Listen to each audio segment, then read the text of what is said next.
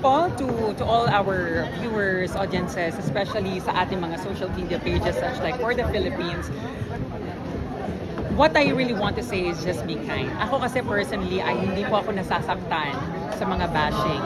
I gained a lot of experience when it comes to that. Pero of course, people who love me, people who support me might be hurt as well. And syempre po, ayaw po natin makasakit ng ibang tao as well. So, ako po, you can attack me personally, you can attack my win, or you can attack anything. Pero of course, ang lagi ko lang po iniisip is my family and friends na sumusuporta sa akin. Kasi syempre, kung masakit na po sa akin, mas masakit pa po sa kanila. So, let's be kind, let's use the platform, and sige po, please give me a chance. Please give me a chance to represent the Philippines. Red, how does it feel na na-predict ko yung pagkapanalo mo?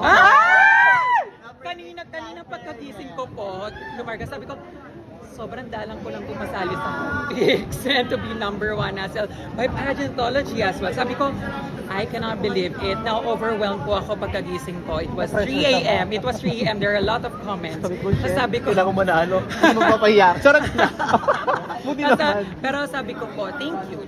Just thank you for believing in me. From the moment po na sinabi niyo sa akin on how I interacted with you, how I acted with you, how we had this conversation. Sabi ko, it was those moments na hindi ko napapansin na kailangan ko pala siyang gawin. But thank you for pointing it out. I will continue what I started, continue what I've been doing. And it's something that I really want to pass on with other queens as well because it is a name, especially as a pageant. Yung pagdating mo palang queenly na eh. Yung